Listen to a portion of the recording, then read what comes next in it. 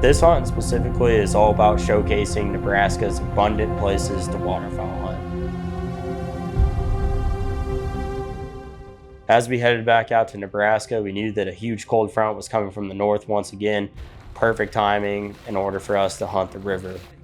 Our good friends, Andy and his family, invited us out to their section of river that they own in the area that we hunt. And man, it was spectacular as far as number of birds and as far as just the scenery. It doesn't really get much better than hunting on the Platte River. And the Platte River is sanctified for a lot of people, and I know it's special and near and dear to a lot of locals' hearts and people from outside of the town too as well, just because of the fact that it's not something normal or not something that a lot of people are used to doing or hunting. It's not a flooded pasture, it's not a flooded cornfield, it's not a dry field. It's nothing that you can relate to anything besides of river hunting itself. We got so many right there. Woo-hoo! River hunting can be spectacular, and planned properly on the right day, just as much as this was, it was as good as it gets.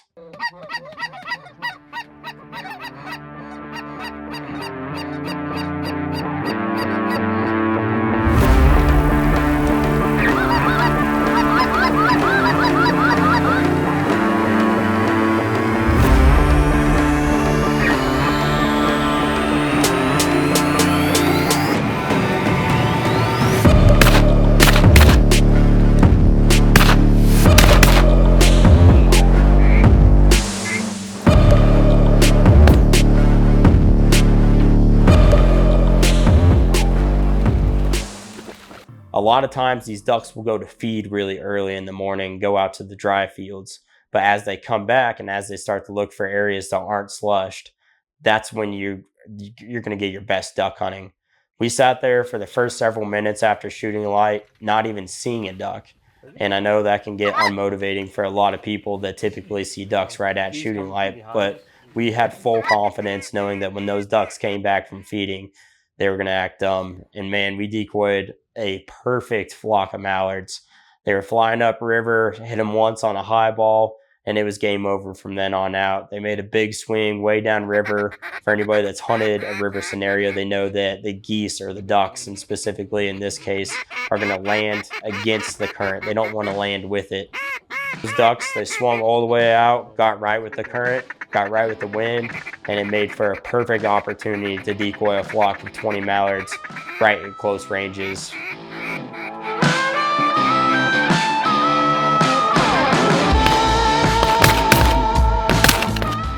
And it was awesome. We were able to capitalize on that opportunity and knock out a lot of drake mallards.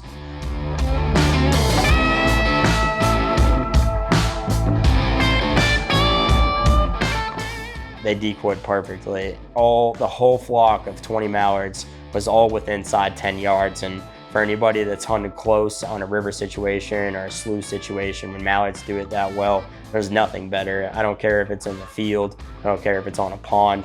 There's something special about decoying them really close over moving water that just captivates everybody. After that, shortly after that, is when the geese started flying. They started coming back in small flocks, but flocks that were able to work. A lot of them started really, really high, but we knew that the typical lessers, if you called like crazy and flagged a bunch, that we were going to be able to break them down, and that's exactly what we did.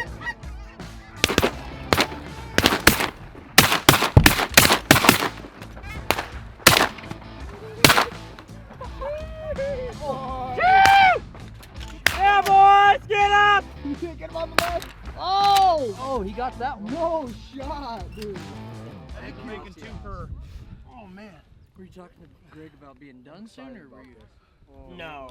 I was just telling them what we have as a total. The best part about the whole entire hunt is that we were able to spend time inside the blind with our good friends. So thanks again to Andy for allowing us to be able to go on this hunt and have the opportunity of hunting with his family, because man, what a special place that was and what a special hunt it was. And it's a hunt that I know will be burned into my mind for many years to come.